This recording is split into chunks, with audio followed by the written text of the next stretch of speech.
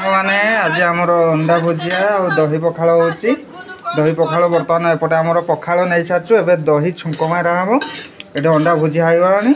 आ खाली दही छुंक मारा हम यार देखा टी प्रोसेसटा केमी हो फास्ट टाइम आम बनाऊँ हम दही आमर आड़े हो भात दही ये देखिपे दही आमर गला पखाड़ रे आमर आड़े हम धनिया टिके जोटा कि स्वाद बढ़ावाई पखाड़ धनिया आड़े हम एबे आमे टिके आड़े करवा सोरिष तेल देखिपे हल्का सोरिष तेल दबा सोरिष तेल आड़ेला पर यापर आमे टिके मसला आड़े करिया जोटा कि आमर अदा रसुण कटा होइके नेइछि टिके आड़ करिया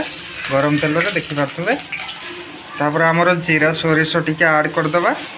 ये देखिपे जीरा सोरिष टिके आड़ करा हबो तापर किछि आमर कंचा लंका आसी काटिकी या आम हल्का फ्राए करनवा तापर आम कड़ी पत्ता भेरसुंगा पत्र टिके पकेवा ऐड करिया तापर धनिया टिके मारिबा या आम टिके भल भाव में टिके मैग्नेट कला परिके टिके पोड़ी गला परिके हल्का गरम करिबा देखि पारथबे हमर सब ब्राउन कलर हो गलानी एबे आम बास दही पखाड़ रे एठी दही पखाड़ रहला आम ताको ऐड कर दबा एथरे ये देखि पारथबे हमर ऐड होची दही पखाड़ आमर छुंक ए हल्का पानी दे कि आम से मसलाटा को ऐड करदेबू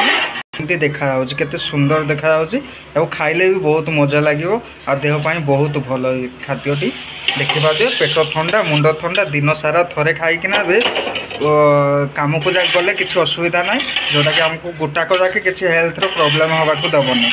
देखी पारे सांग मैंने फाइनाली दही पखाड़ रेडी ए खावाई आसलु भाई का समस्ते ये बसीचु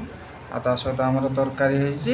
होपर गला आमर अंडिया ठीक भुजिया रही गोटे आलू से सब पड़ी गोटे मिक्स तरकारी होपर आमर फाइनाली पखाड़ रेडी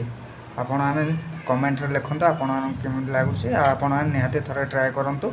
आशा कर भल लगे आ चैनल टी नुआ आसते प्लीज सब्सक्राइब कर दिंतु लाइक कर दिंतु शेयर करूँ जय जगन्नाथ